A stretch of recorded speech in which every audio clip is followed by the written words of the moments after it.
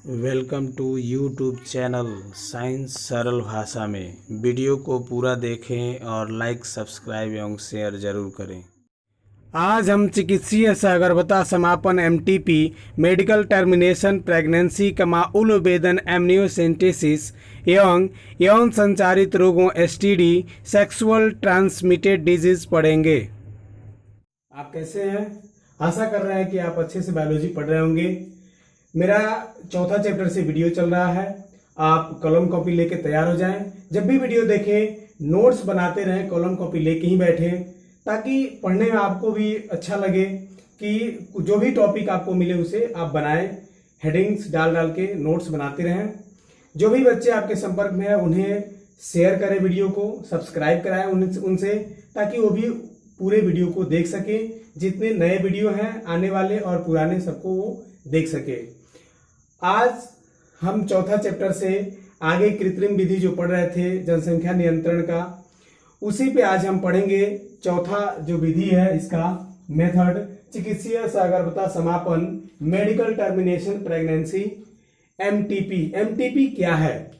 MTP एक चिकित्सीय सगर्भता समापन यानी कि जो गर्भपात होता है उसके लिए चिकित्सीय जो तरीका होता है उसको हम एमटीपी बोलते हैं, जिसके द्वारा गर्भ को नष्ट किया जाता है।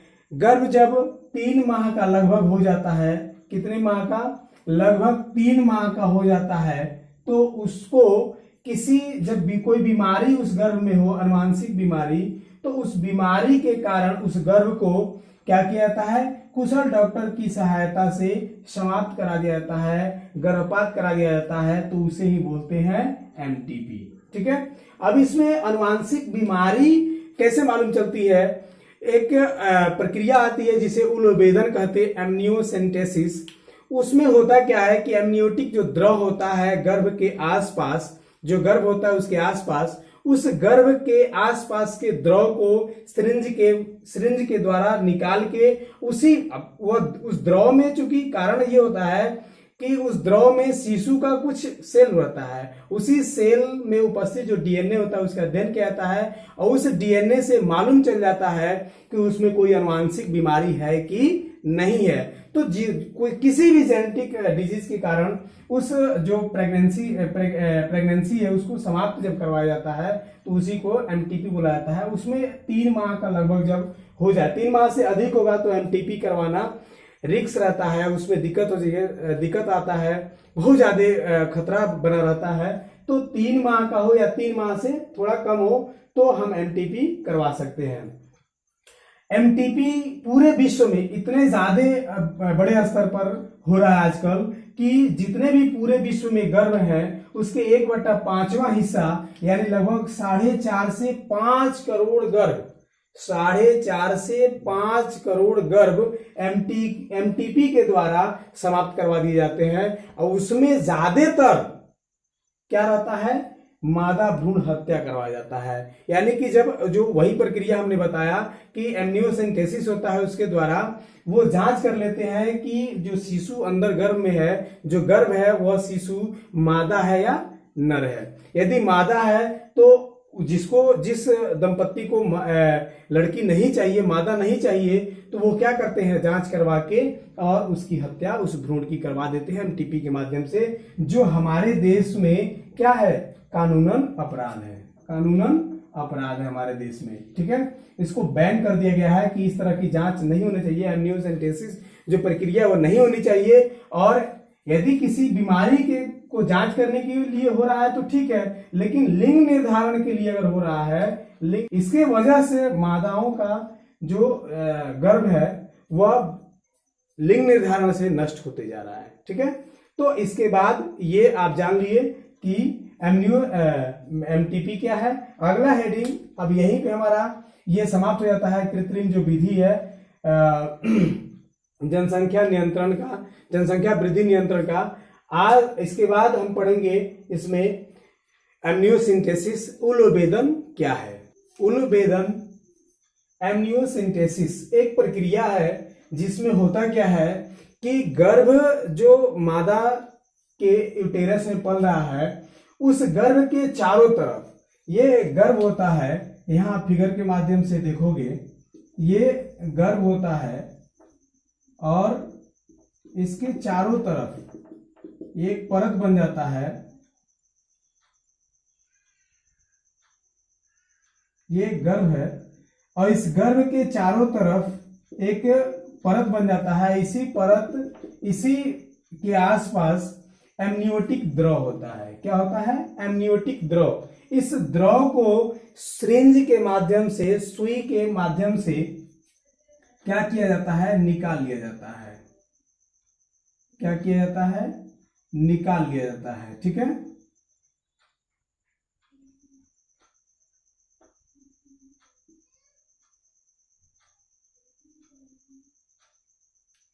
निकाल लिया जाता है सुई के माध्यम से।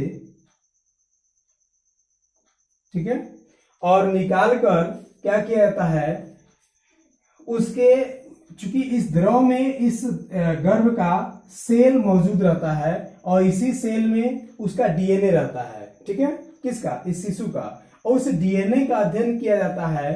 इस अध्ययन में गर्भ के विकास को देखा जाता है, गर्भ का कितना विकास कैसे हो रहा है। ठीक है, आनुवांशिक विकृतियों को देखा जाता है कि उनमें कौन कौन सी आनुवांशिक विकृतियां हैं, कोई रोग है, कोई सिंड्रोम है, जैसे डाउन सिंड्रोम, क्लाइनर फिल्टर सिंड्रोम, या कोई भी अन्य जितनी भी आनुवांशिक बीमारियां हैं, कोई भी है कि नहीं है, उसी से जांच किया जा सकता है। लिंग निर्धारण किया जा सकता है कि जो गर्भ में पल रहा शिशु है वो मादा है कि नर है। वो किससे होता है? एमनियोटिक द्रव में उपस्थित सेल के डीएनए के अध्ययन से। एमनियोटिक द्रव कहां पाया जाता है? शिशु के आसपास, गर्भ में जो पल रहा शिशु है उसके आसपास। तो उलोभेदन एक प्रक्रिया है। इस प्रक्रिया को पूरा एक साथ कैसे कहेंगे कि गर्भ में पल रहे शिशु के आसपास उपस्थित एमनियोटिक द्रव को सुई के माध्यम से निकाल कर उसमें उपस्थित शिशु के सेल के डीएनए का अध्ययन करते हैं और अध्ययन से शिशु के विकास, आनुवांशिक विकृतियां और लिंग निर्धारण का जांचना ही क्या कहलाता है? उलोभेदन कहलाता है। लेकिन आजकल उलोभेदन का सबसे ज्यादा प्रयोग किसमें हो रहा है? मादा भ्रूण हत्या में। किसमें हो रहा है प्रयोग? मादा भ्रूण हत्या में सबसे ज्यादा प्रयोग हो रहा है। किसका? उलोभेदन का मादा भ्रूण हत्या में। ठीक है, जो कानूनन अपराध है हमारे देश में। ये बैन हो चुका है कि ये क्रिया, इस क्रिया से, उलोभेदन से, एमनियोसेंटेसिस से क्या नहीं किया जा सकता है? लिंग निर्धारण नहीं किया जा सकता है। ये हमारे देश में क्या है? बैन है। ठीक है, तो अगला हेडिंग हमारा है यौन संचारित रोग। यौन संचारित रोग हम पढ़ेंगे।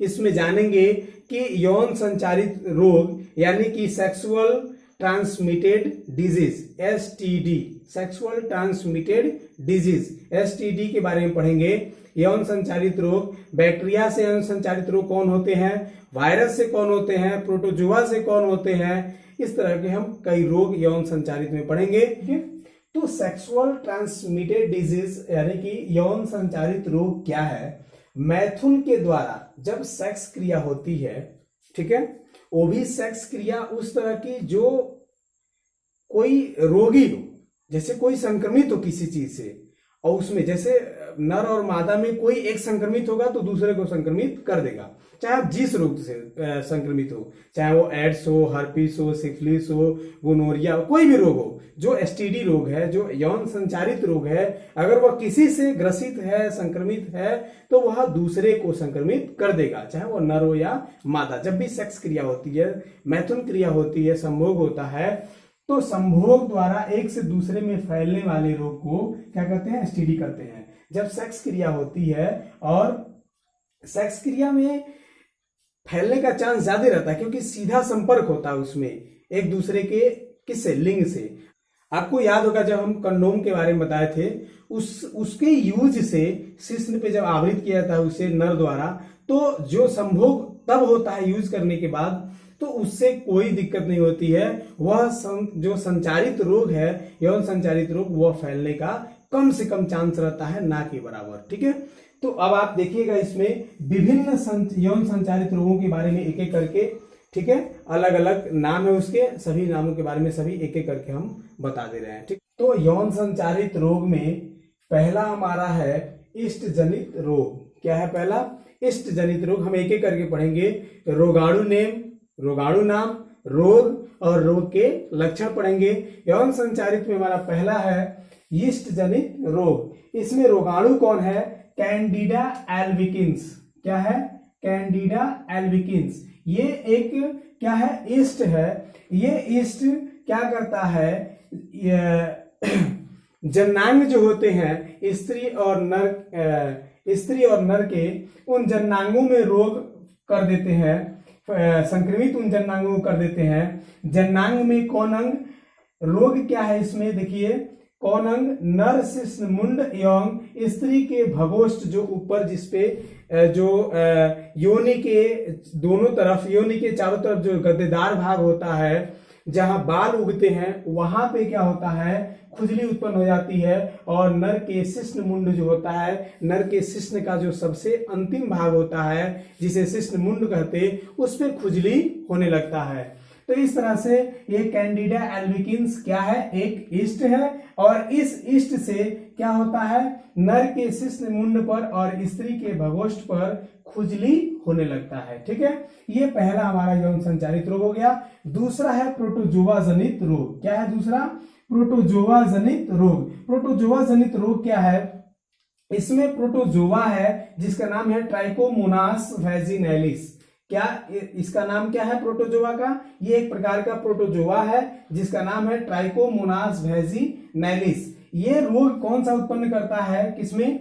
स्त्री और नर में। क्या करता है? स्त्री के ये मूत्र जनन नलिका को संक्रमित कर देता है। किसको संक्रमित करता है? स्त्री के मूत्र जनन नलिका को संक्रमित कर देता है, जिससे वह नलिका फूल जाती है। और फूलने के वजह से मादा योनि से, स्त्री योनि से एक प्रकार का स्राव होने लगता है जो बदबूदार होता है। और ये आप देखिएगा, वो बदबूदार होता है और वो स्राव धीरे धीरे गंदा होने लगता है, धीरे धीरे उसमें हरापन होने लगता है, यानी उसका कलर बदलने लगता है, चेंज होने लगता है। तो ये जो योनि से स्राव है वो एक प्रकार के संक्रमण के कारण होता है। जो प्रोटोजोआ से संक्रमण जब उसका मूत्र जनन नलिका हो जाता है तो उससे वह स्राव होने लगता है। तो उसमें प्रोटोजोआ से संक्रमित वो नहीं होगा। अब ये जो स्राव होने लगता है वो बहुत ही क्या होता है?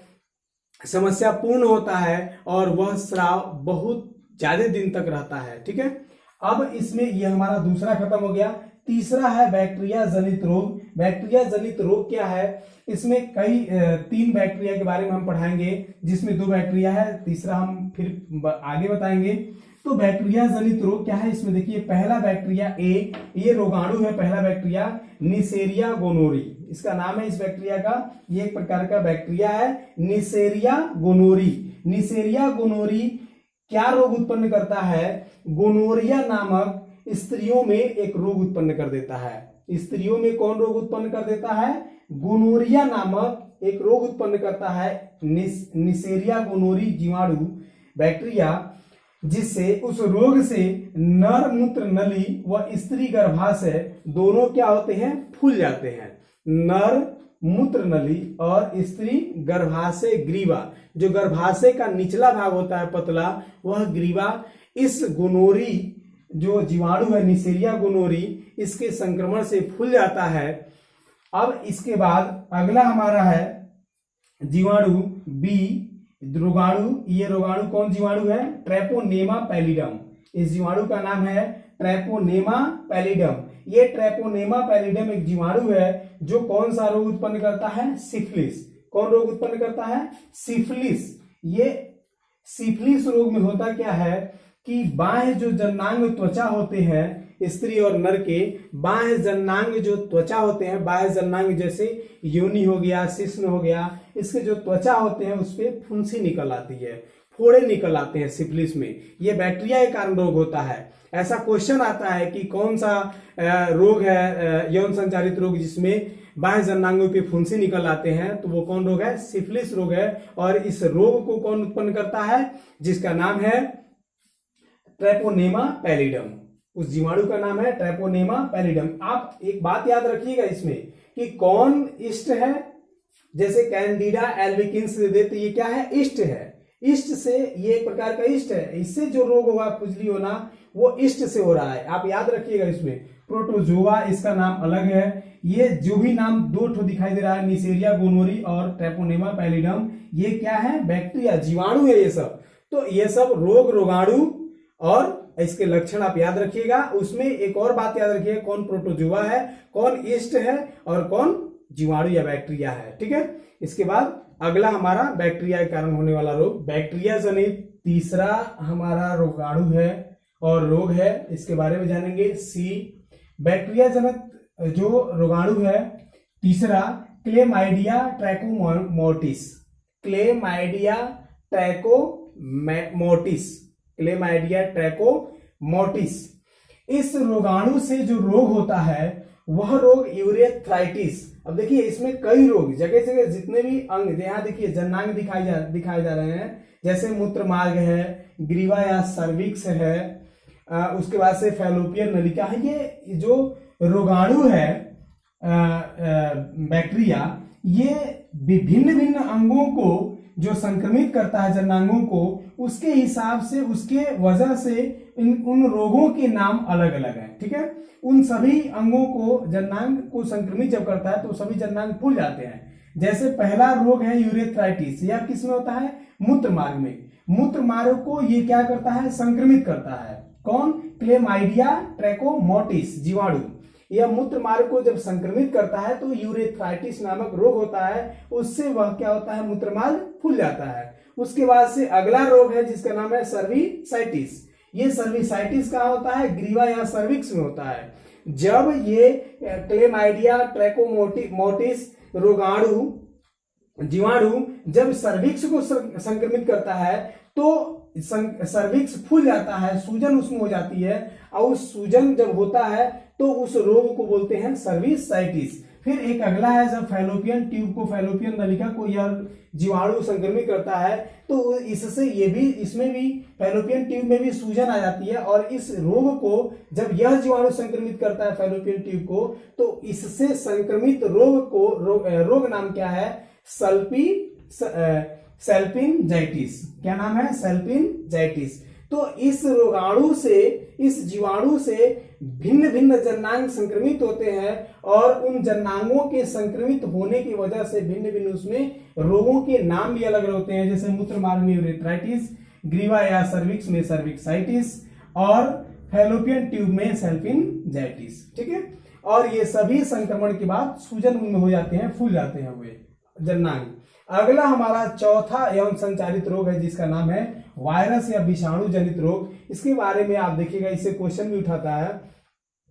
तो ये रोगाणु जो है, जो विषाणु है, वायरस जो है, इससे पहला हम देखेंगे ABCD करके, इसमें भी पढ़ेंगे, इसमें भी AB इस अलग अलग करके इसको पढ़ेंगे।